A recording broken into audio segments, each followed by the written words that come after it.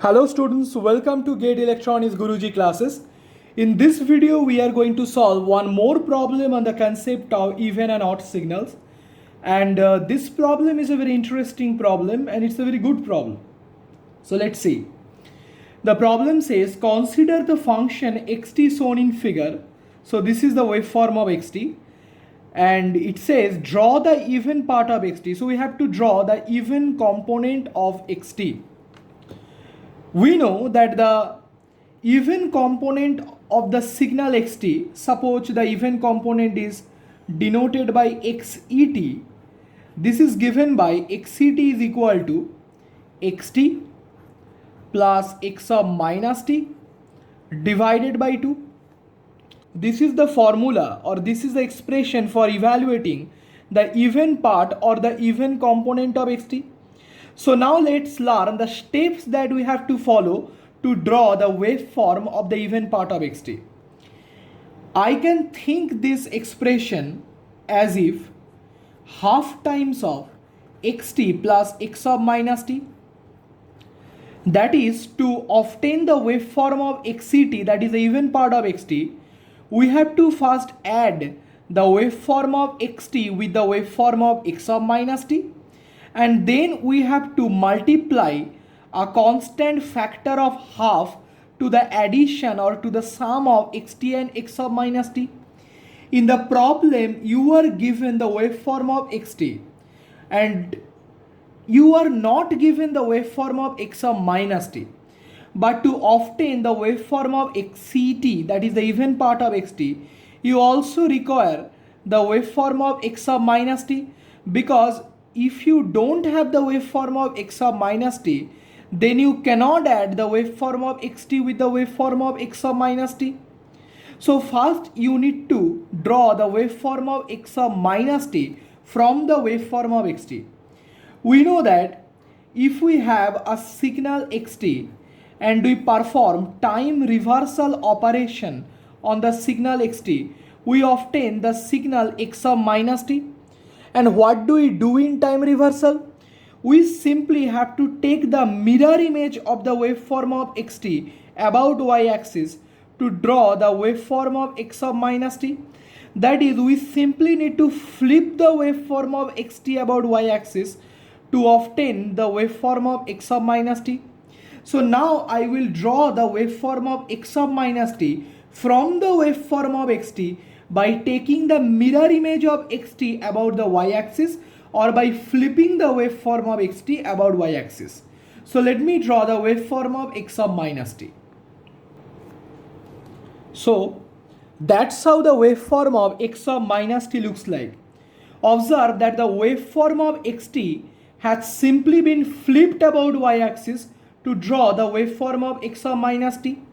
This portion of the waveform of xt, after taking the mirror image about y-axis, has been transformed into this portion, and this portion of the waveform of xt, after taking the mirror image about y-axis, has been transformed into this portion.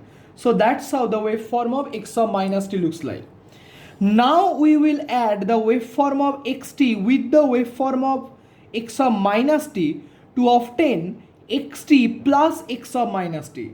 So now let us draw the waveform of xt plus x sub minus t. So what am I trying to do? I am trying to draw the waveform of xt plus x sub minus t. So see, how am I drawing this?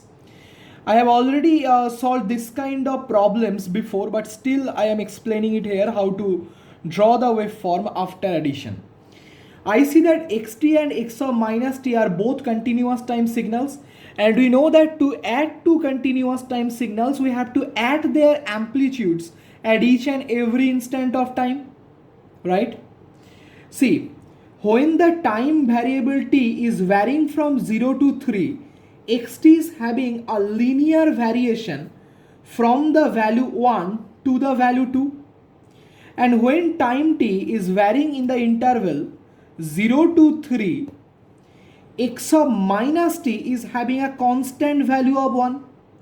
So when I will add the waveform of xt with the waveform of x sub minus t, I have to add this straight line this straight line or this linear variation of xt with this constant value, right? Now keep in mind, I have already explained it before, when you add a linear variation or a straight line with a constant value, the straight line slope remains same, but the straight line either gets shifted upwards or gets shifted downwards. You observe that when you are adding this straight line with a constant value of 1, each and every point of the waveform of xt when t is varying from 0 to 3 will be added with a constant value of 1. This means that each and every point on the waveform of xt when t is varying from 0 to 3 will get shifted upwards by a constant value of 1. If you add each and every point on this straight line by a constant value of 1, this means that each and every point of the waveform of xt, that is this straight line, this portion of the waveform, this straight line, will be shifted upwards by an amount of 1. This means that this whole straight line will be shifted upwards by an amount of 1. That's something we already know. Now the question is that how will I draw that straight line? You know that if we have two distinct points on a straight line, we can uniquely draw the straight line. If we have two distinct points on a straight line, we can uniquely draw a straight line. That's something we already know. Now see, at time t equal to 0, the value of xt is 1 and the value of x of minus t is also 1. So at t equal to 0, the value of xt plus x of minus t will be 1 plus 1 equal to 2. Say this is 1, say this is 2, say this is 3. Okay. Keep in mind that the drawings haven't been done exactly to the scale. You see at t equal to 0, the value of xt is 1, and at t equal to 0, the value of x of minus t is also 1. So at t equal to 0, the value of xt plus x of minus t will be 1 plus 1 equal to 2. That is this point. And see, at t equal to 3, the value of xt is 2. Actually, there is a certain misconception. At t equal to 3, the value of xt is not 2 because you see that there is a discontinuity. You can explain in this way: when t is tending towards 3 from the left hand side, the value of xt tends towards the value 2. Similarly, observe when t is tending to 3 from the left hand side, the value of x of minus t remains constant at the value 1. So when t is tending towards 3 from the left hand side, the value of xt plus x of minus t will tend towards the value 2 plus 1 equal to 3. This means that when t is tending towards 3 from the left hand side, the value of xt plus x of minus 3 will tend to the value 2 plus 1 equal to 3. That means that this point is also present on the straight line. So now we have obtained two distinct points on the straight line. So the unique straight line that will pass through them will look something like this. So that's how the right hand portion of the waveform of xt plus x of minus t looks like. I hope the concept is clear how to draw the waveform of xt plus x of minus t when t is varying from 0 to 3. Now observe one thing. When t is varying in the interval minus 3 to 0, the same kind of addition is being done. See, a constant value of 1 is getting added with a straight line, and see that this straight line is exactly similar to this straight line. This means that when you will add this constant value of 1 with this straight line, after addition the waveform will look something like this. So I don't need to do the addition again. The waveform will look exactly like this. So the left hand portion of the waveform of xt plus x of minus t will look something like this. By left hand portion I mean the portion which is present in the left hand side of y axis. So that's how the waveform of xt plus x of minus t will look like. Clear? But you don't need the waveform of xt plus x of minus t. You still have to multiply a constant of half to obtain the waveform of xt, right? So what will I do now is, I will multiply a constant of half with this waveform.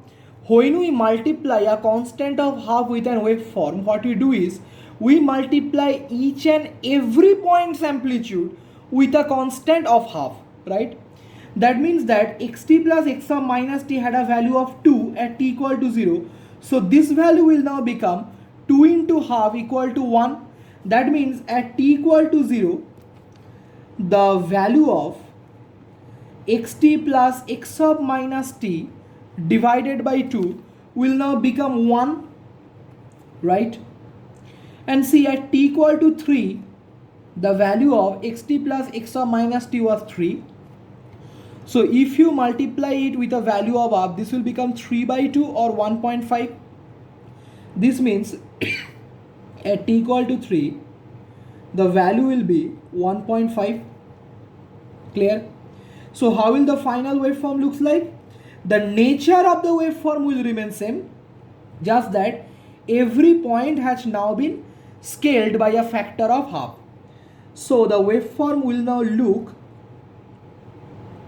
look something like this, right? I hope that the concept is clear. Similarly, the left hand portion of the waveform will look something like this. This is one. So that's how the waveform of xt plus x of minus t divided by 2 looks like. So I hope that the concept is totally clear up to this part. If you have any doubt regarding this problem, please let me know in the comment section. And definitely I will solve one more problem where I will try to find out the odd part of xt if the waveform of the signal xt is given.